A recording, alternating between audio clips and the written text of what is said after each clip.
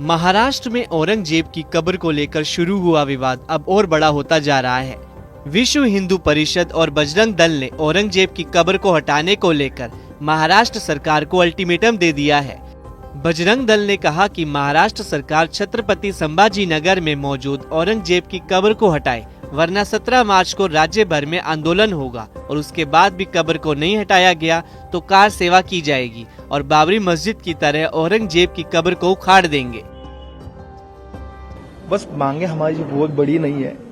छत्रपति संभाजी नगर में जो खुलताबाद है, वहाँ पे जो कलंकित कब्र है, हम तो कलंकित ही बोलेंगे क्योंकि वो कलंक है हमारे महाराष्ट्र के ऊपर।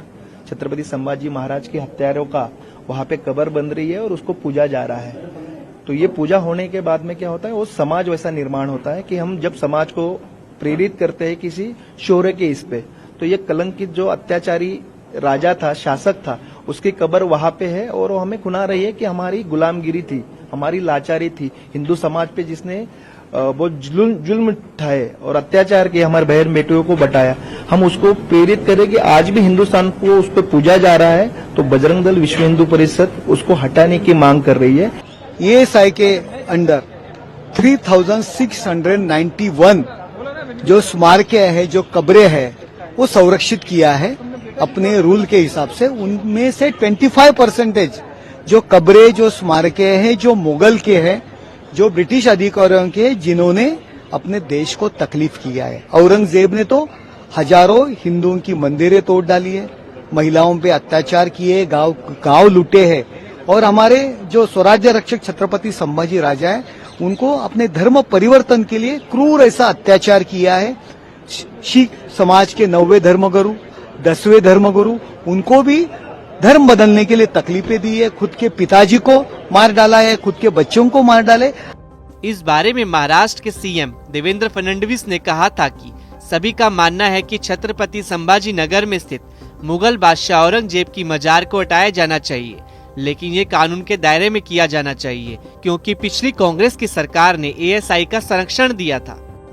औरंगजेब की समाधि पर वो असदुद्दीन ओवैसी जाता है और माथा टेकता है और तुम देखते रह जाते हो। अरे शर्म करो, चुल्लू भर पानी में डूब मरो, चुल्लू भर पानी में डूब मरो। अरे ओवैसी सुन ले, कुत्ता भी ना पेशाब करेगा औरंगजेब की पहचान पर। अब जो भगवा लहराएगा पूरे हिंदुस्तान पर। तेलंगाना के चर्चित विधायक टी राजा सिंह ने केंद्रीय संस्कृति और पर्यटन मंत्री गजेंद्र सिंह शेखावत को पत्र लिखकर औरंगजेब की कब्र पर 1 रुपए भी खर्च न करने की अपील की है। वीएचपी नेता विनोद बंसल ने बजरंग दल की मांग का समर्थन किया, तो वहीं शिवसेना उद्धव गुट के नेता आनंद दुबे ने कानून के तहत कार्रवाई की मांग की।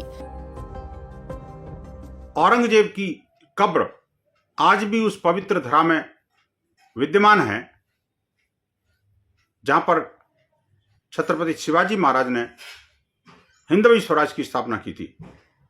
आज समय आ गया है कि ऐसी जो कब्र रूपी जो औरंगजेब का प्रतीक है उसको समाप्त किया जाए।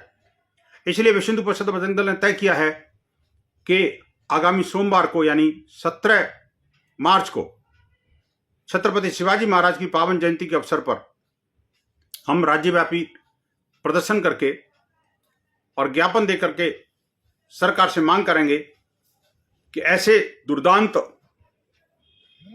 हिंदू द्रोही और आतंकी की कब्र ऐसी महाराष्ट्र की पावन धरा से हटाई जाए।